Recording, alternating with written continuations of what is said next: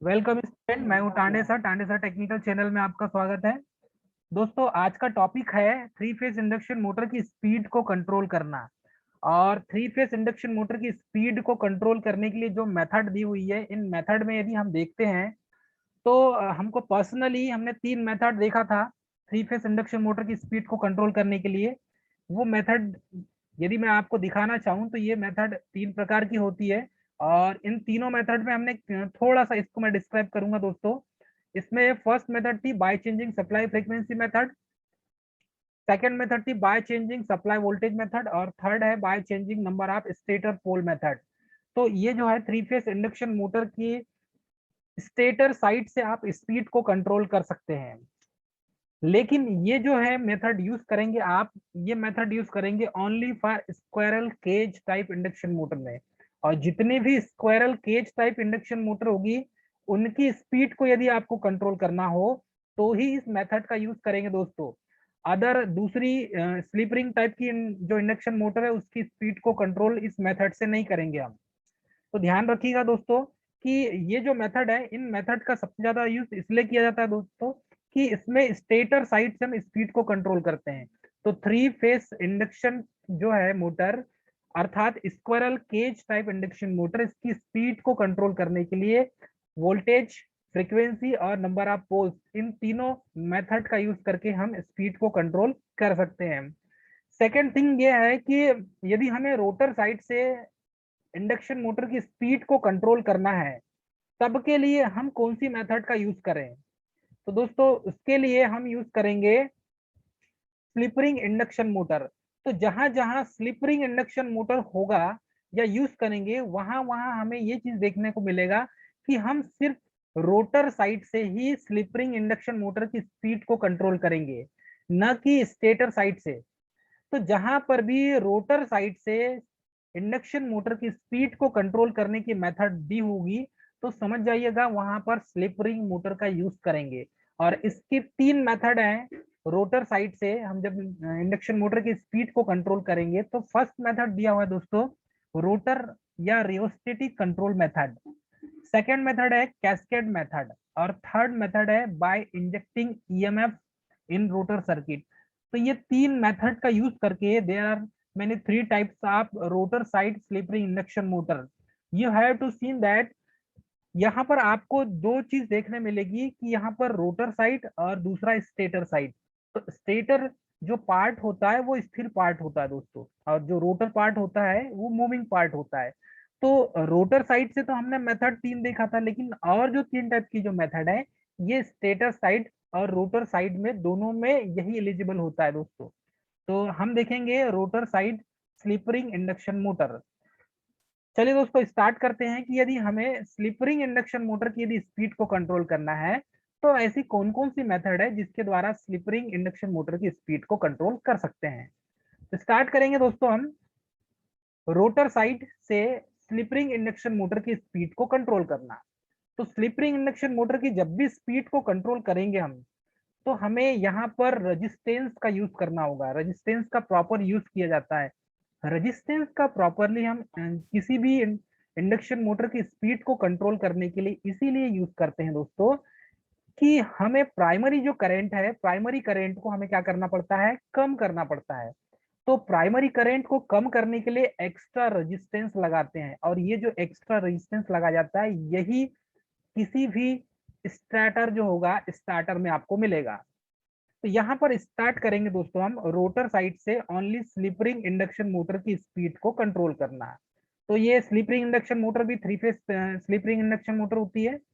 First method है दोस्तों stator rheostatic control method.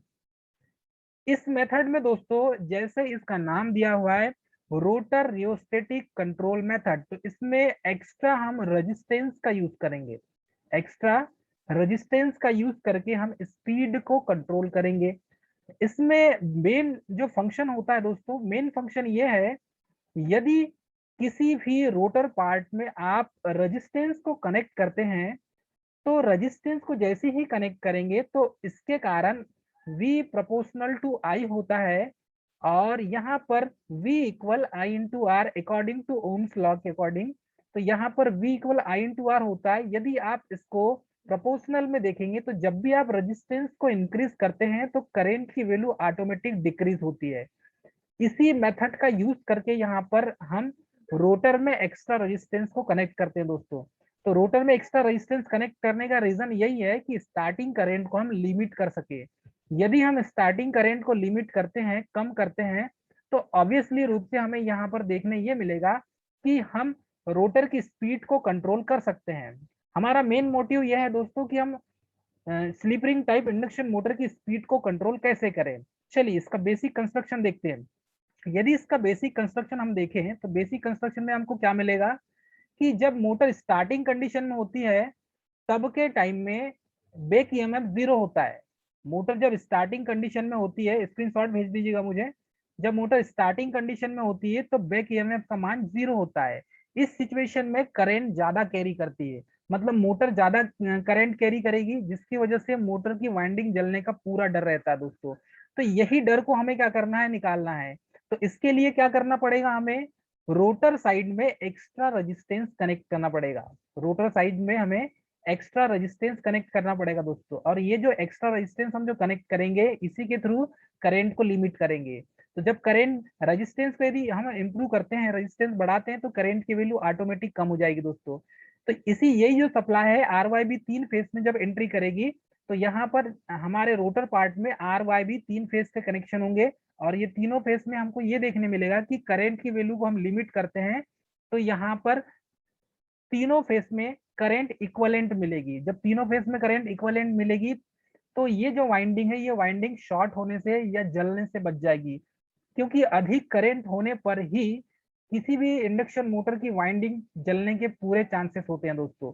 तो स्टार्टर जो लगाने का मेन मोटिव यही होता है कि हम करंट को लिमिट कर सके और स्पीड को भी कंट्रोल करना है, तो हमें यही मेथड का यूज करते हैं दोस्तों। तो स्टार्टिंग में हम मोटर को जब सप्लाई देते हैं तो करंट की वैल्यू को कम करने के लिए हम स्टार्टर का यूज करते हैं।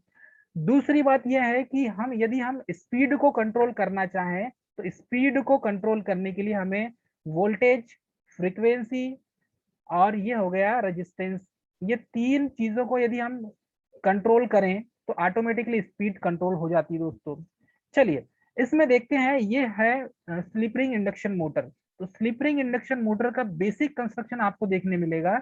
ये ऊपर वाला पार्ट मिलेगा आपको स्टेटर का दोस्तों। अंदर का जो पार्ट है ये रोटर का है, ये रोटर पार्ट है और रोटर हमेशा स्टार कनेक्शन में होता है। याद रखिएगा, 3 फेज इंडक्शन मोटर की जो रोटर वाइंडिंग की जाएगी हमेशा स्टार कनेक्शन में की जाएगी, डेल्टा में कभी नहीं करते दोस्तों। याद रखिएगा, डेल्टा में हम कभी नहीं करते। डेल्टा में नहीं करने के पीछे भी बहुत बड़ा रीजन होता है, डेल्टा में क्यों नहीं करते इसके पीछे रीजन है दोस्तों। ठीक है, तो स्टार्टिंग और रनिंग दो कंडीशन होती है। यदि हम squirrel cage type 3 phase induction motor को यदि स्टार्ट करते हैं तो सबसे पहले वो स्टार्टिंग कंडीशन में चलती है दोस्तों, उसके बाद रनिंग कंडीशन में आती है। तो स्टार्टिंग कंडीशन में इसका बैक ईएमएफ 0 होता है, इसीलिए रेजिस्टेंस कनेक्ट करते हैं तो करंट की वैल्यू कम हो जाती है दोस्तों। उसके बाद जैसे ही मोटर रनिंग कंडीशन में आती है तो रनिंग कंडीशन में मोटर स्टार्ट रहती है और ये कंटिन्यू रन करती है दोस्तों। यहाँ पर हमें एक चीज देखने मिलेगा कि यदि रनिंग कंडीशन में हमने रेजिस्टेंस को ऐड कर दिया तो रेजिस्टेंस को हमें हटाना पड़ेगा। किसी भी स्लिप रिंग इंडक्शन मोटर को जब आप स्टार्ट करते हैं तो स्टार्टिंग में हम यहाँ पर एक्स्ट्रा रेजिस्टेंस कनेक्ट करते हैं दोस्तों। यहाँ पर आर वाई बी फेस में जो रेजिस्टेंस कनेक्ट किया गया है एक्स्ट्रा रेजिस्टेंस, ये रेजिस्टेंस जब मोटर रनिंग कंडीशन में आती है उसके बाद इस रेजिस्टेंस को रिमूव कर दिया जाता है, अर्थात इस रेजिस्टेंस को हटा दिया जाता है। तो यही कारण है दोस्तों कि रनिंग कंडीशन में हम इस एक्स्ट्रा रेजिस्टेंस को हटा देते हैं तो हमारी 3 फेज इंडक्शन मोटर जो है ये स्मूथली रन करने लगती है। अब यहाँ पर बात आती है कि हमें स्पीड कंट्रोल करना है। तो स्पीड को कंट्रोल करने के लिए हमें यहाँ पर क्या करना होगा, एक्स्ट्रा रेजिस्टेंस को कनेक्ट करना होगा दोस्तों। तो जैसे जैसे हमें स्पीड को कंट्रोल करना है तो यहाँ पर एक रियोस्टेट को यूज करना पड़ेगा। रियोस्टेट का काम ही है कि हम यहाँ पर रेजिस्टेंस को कम ज्यादा कर सकते हैं, अर्थात वेरिएबल रेजिस्टेंस भी कहा जाता है इसे, या तो इसे कह सकते हैं हम रियोस्टेट। इसका काम ये होता है कि ये सर्किट में रेजिस्टेंस के मान को कम ज्यादा हम कर सकते हैं। तो जैसे ही हम रेजिस्टेंस का मान यदि बढ़ाते हैं तो करंट का मान यहाँ पर ऑटोमेटिक कम हो जाएगा। यदि रेजिस्टेंस का मान कम करते हैं तो यहाँ पर करंट का मान बढ़ जाएगा। तो यहाँ पर ये दोनों एक दूसरे के प्रोपोर्शनल में होते दोस्तों, अकॉर्डिंग टू ओम्स लॉ।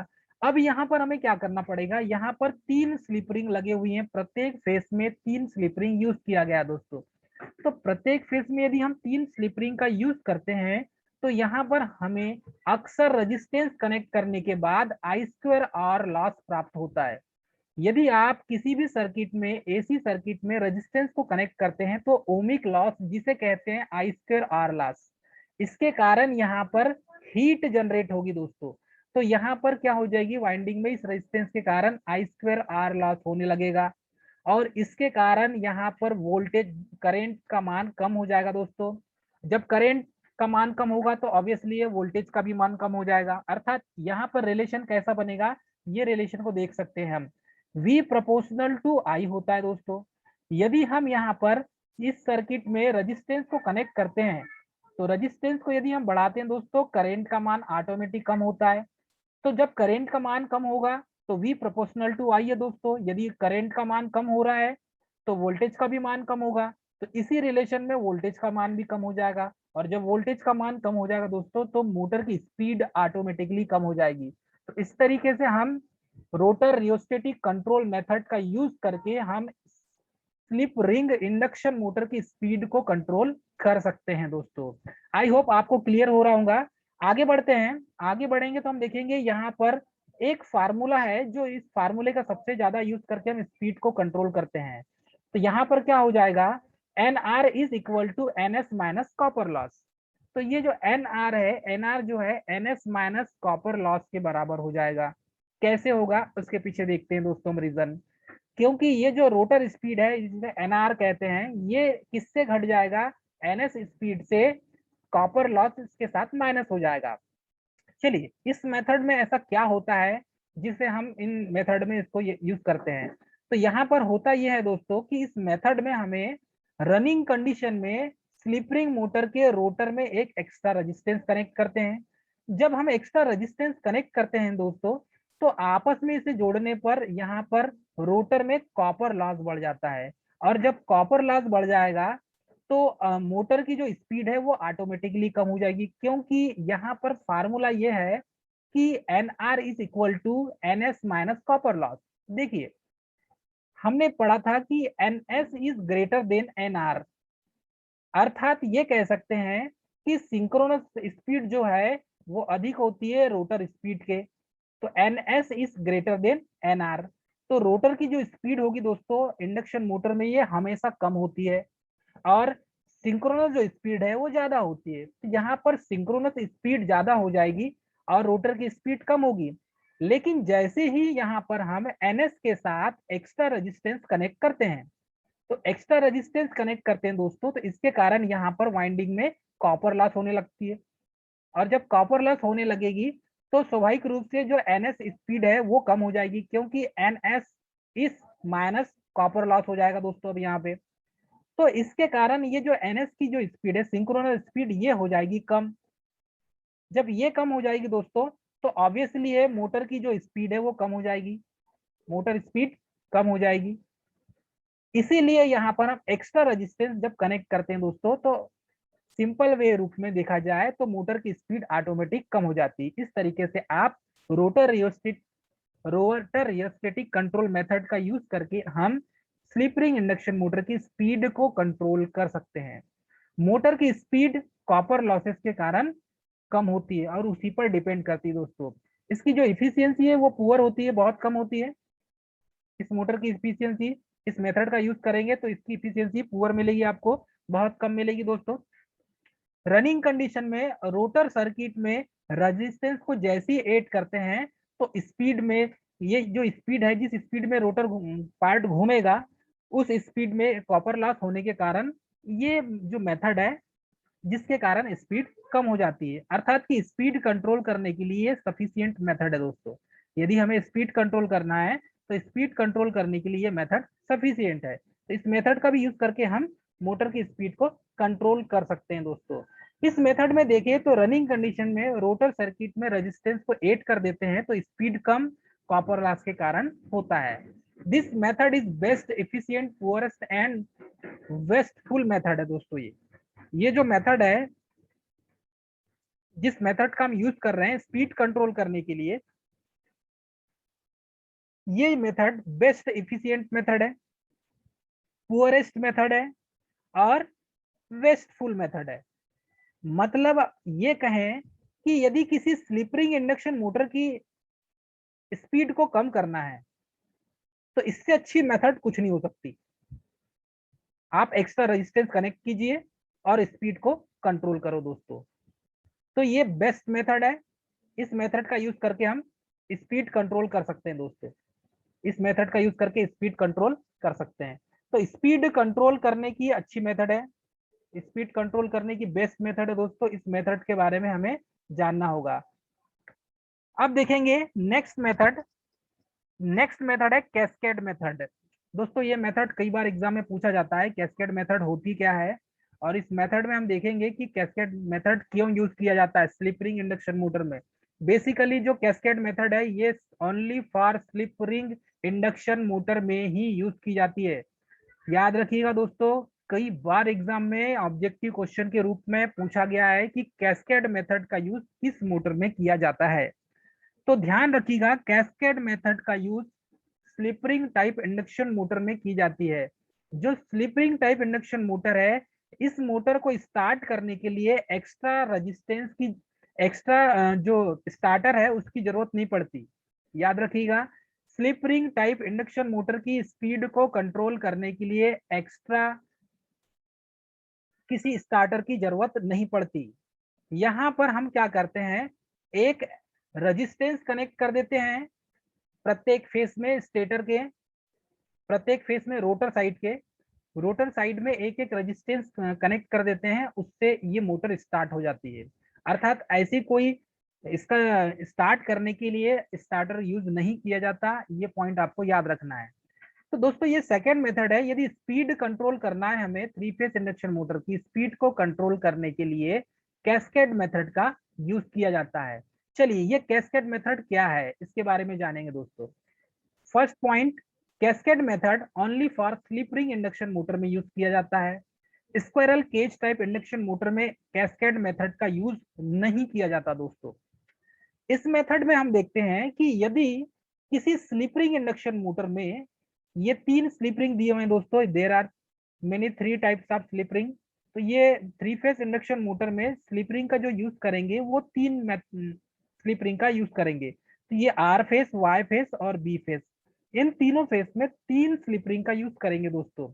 इसके साथ यदि आप स्क्वायरल केज मोटर को कनेक्ट कर दें three phase slip ring induction motor में, यदि आप मैकेनिकल कपलिंग करके squirrel cage type induction motor को कनेक्ट कर दें और इस squirrel cage type induction motor के सेकेंड साइड में लोड को कनेक्ट कर दें दोस्तों, ये है लोड। यदि आप लास्ट में इसके रोटर पार्ट में लोड को कनेक्ट कर दें इसके शाफ्ट से दोस्तों, तब क्या होगा। चलिए ये मेथड अच्छी मेथड है लेकिन इस मेथड का यूज कम किया जाता है, याद रखिए। चलो इसका ब्लॉक डायग्राम देखते हैं। यहाँ पर आपने इनपुट सप्लाई दिया स्लिप रिंग इंडक्शन मोटर को। स्लिप रिंग इंडक्शन मोटर को हम ए मान लेते हैं।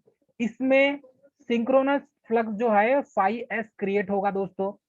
अब यहाँ पर इसका जो शाफ्ट है स्लिप रिंग इंडक्शन मोटर का शाफ्ट है और इस स्लिप रिंग के साथ में यहाँ पर एक आईसीटीपी स्विच लगा हुआ है। ठीक है दोस्तों, तो ये जो स्लिप रिंग है आर वाई बी, इन तीनों स्लिप रिंग से एक आईसीटीपी स्विच को कनेक्ट कर दिया गया है और इसी के साथ कपलिंग कर दी है हमने squirrel cage type induction motor.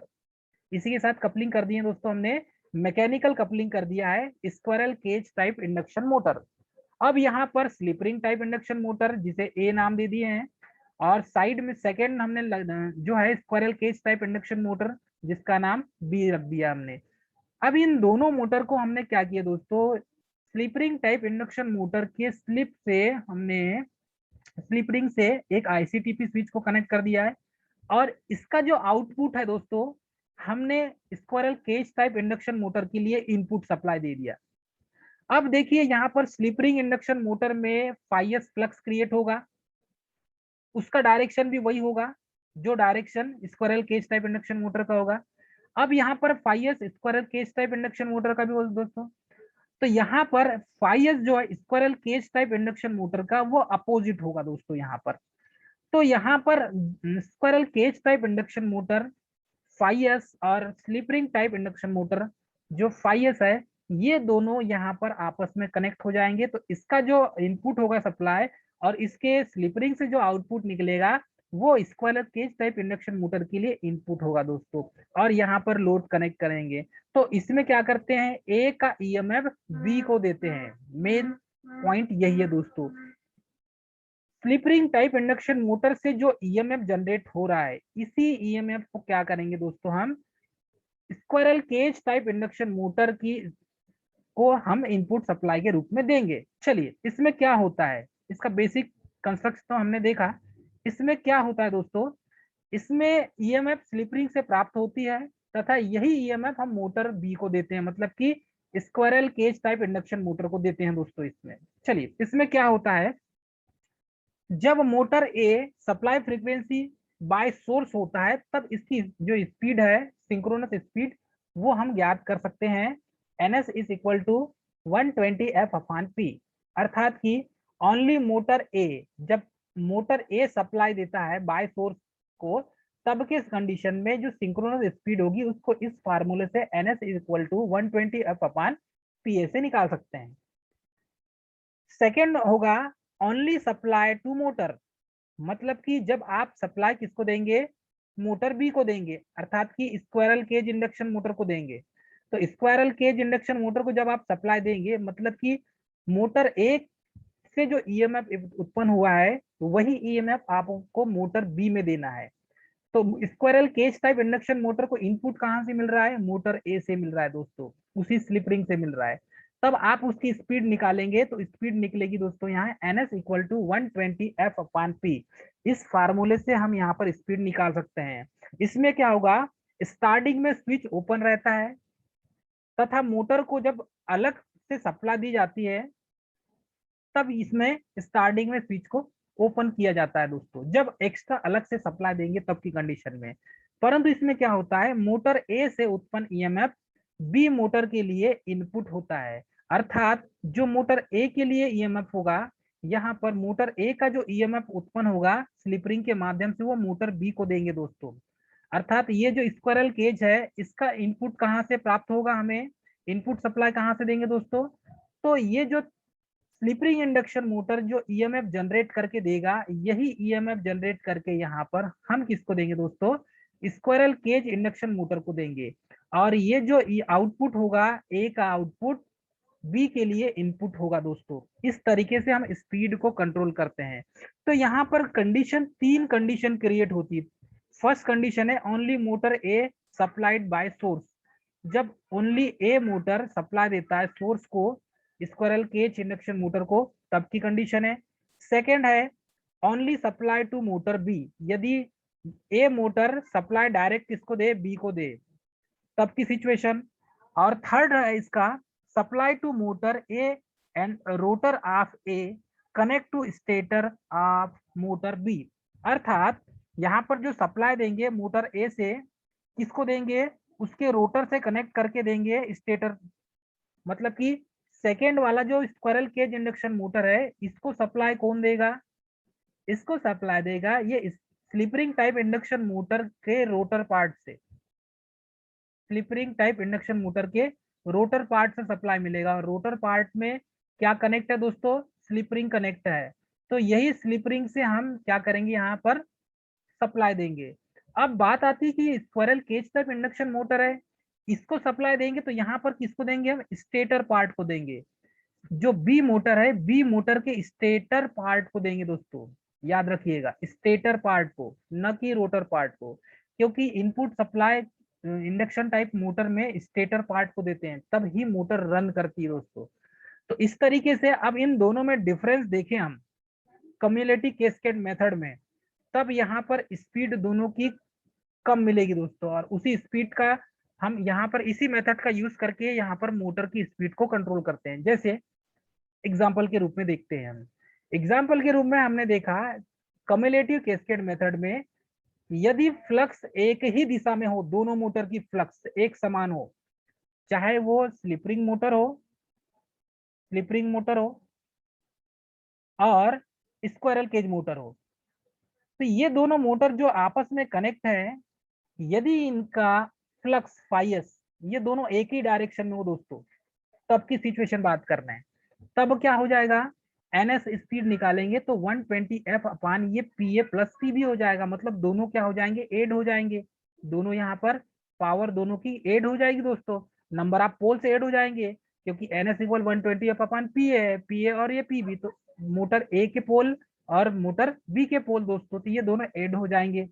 यदि डिफरेंशियल कैस्केड देखते हैं हम, तो यहाँ पर हो जाएगा, यदि squirrel cage type induction motor phi S, इसका डायरेक्शन समझो क्लॉकवाइज है, और स्लिपरिंग इंडक्शन मोटर का जो फ्लक्स है फाई एस, ये एंटी क्लॉकवाइज है, तब की कंडीशन में ये दोनों माइनस हो जाएंगे दोस्तों। तो ये जो पोल है ये अपोजिट डायरेक्शन में आ जाएंगे, मतलब कि यहाँ पर डिफरेंशियल कैस्केड उत्पन्न होगा, और जब डिफरेंशियल कैस्केड उत्पन्न होगा तो इनके फ्लक्स फाई एस का डायरेक्शन अलग अलग हो गया, मतलब विपरीत हो गया दोस्तों। तब यहाँ पर N S equal 120 F upon P A minus P B हो जाएगा। तो इसमें स्पीड जो है ये बढ़ जाएगी दोस्तों कम्युलेटिव में, ठीक है, स्पीड बढ़ जाएगी, लेकिन डिफरेंशियल में स्पीड क्या हो जाएगी, कम हो जाएगी दोस्तों। और इसी मेथड का यूज करके हम क्या करते हैं, इसी मेथड का यूज करके यहाँ पर कैस्केड मेथड का यूज करके हम इसी मेथड का यूज करके हम स्पीड को कंट्रोल करते हैं। याद रखिएगा, स्पीड को कंट्रोल करते हैं, स्पीड को कंट्रोल करते हैं दोस्तों। इस तरीके से squirrel cage type induction motor की स्पीड को कंट्रोल हम कर सकते हैं। चलिए, इसमें क्या होता है, हम डिफरेंट डिफरेंट जो मेथड जो यूज करते हैं, इसमें डिफरेंशियल कैस्केड मेथड का सबसे ज्यादा यूज करते हैं। अर्थात कि जब हम फ्लक्स को अलग अलग डायरेक्शन में चेंज कर देंगे तभी स्पीड कंट्रोल होगी। याद रखिए, कैस्केड मेथड का एक रूल है, डिफरेंट डिफरेंट यदि टर्मिनल चेंज करते हैं तभी यहाँ पर मेथड यूज होती है, और यही काम करती है दोस्तों। यदि हम डिफरेंशियल कैस्केड का यूज नहीं करेंगे तब तक मोटर की स्पीड कंट्रोल नहीं होगी। यदि कम्युलेटी है तो मोटर की स्पीड और बढ़ जाएगी, लेकिन हमें स्पीड को कंट्रोल करना है, मतलब कम करना है, तब हमने क्या करना पड़ेगा, इन फ्लक्स को अलग अलग डायरेक्शन में चेंज करना पड़ेगा। तो ये एक स्लिप रिंग की फ्लक्स हो जाएगी क्लॉकवाइज, तो स्क्वायरल केज इंडक्शन मोटर की फ्लक्स हो जाएगी एंटी क्लॉकवाइज। इस मेथड का इस तरीके से यूज करके हम स्पीड को कंट्रोल कर सकते हैं दोस्तों, ठीक है। थर्ड मेथड है इसकी, थर्ड मेथड हम देखेंगे दोस्तों। तो थर्ड मेथड है बाय इंटरचेंजिंग या by injecting EMF in rotor circuit. तो यदि हम रोटर सर्किट में ईएमएफ इंजेक्ट करें तब की सिचुएशन में क्या होगी, चलिए इसको देखते हैं। ये थर्ड मेथड है दोस्तों। स्लिपरिंग टाइप इंडक्शन मोटर की यदि स्पीड को कंट्रोल करना है तो उसकी ये थर्ड मेथड है, और इस थर्ड मेथड से हम क्या करेंगे, यहाँ पर स्पीड को कंट्रोल करेंगे by injecting EMF in rotor circuit. यदि हम रोटर सर्किट को ईएमएफ दें तब क्या होगा, यदि हम रोटर सर्किट को यहां से ईएमएफ सप्लाई दें तब के सिचुएशन में स्पीड को कंट्रोल किया जा सकता है। अब ये स्पीड कैसे कंट्रोल होगी slip ring type induction motor की, तो ये देखेंगे दोस्तों। हमें पता है, इस इक्वेशन के बारे में हमने पढ़ा है दोस्तों। ये इक्वेशन है F R is equal to S F, अर्थात F R is called rotor frequency, then capital F is called injected EMF frequency, this is called supply frequency, इसको सप्लाई फ्रीक्वेंसी भी कहा जाता है दोस्तों। तो ये हो गया सप्लाई फ्रीक्वेंसी, और इसके साथ में क्या है, इनटू में स्लिप है दोस्तों। तो हम इस मेथड का यूज करके यहाँ पर फ्रीक्वेंसी को चेंजेस करके, या ये बोल सकते हैं यहाँ पर हम सेम फेस में एडिटिव वैल्यू होती है, और उसी एडिटिव वैल्यू का यूज करके हम यहाँ पर स्पीड को कंट्रोल कर सकते हैं। चलिए वो कैसे करेंगे दोस्तों। तो यहाँ पर सेम फेस में एडिटिव वैल्यू होगी, यदि दोनों का फेस एक समान हो तब के सिचुएशन में यहाँ पर हम देखेंगे तो रोटर का जो ईएमएफ होगा और इंजेक्टेड जो सप्लाई फ्रीक्वेंसी का ईएमएफ होगा वो दोनों एड हो जाएंगे आपस में। चलिए ये कैसे होगा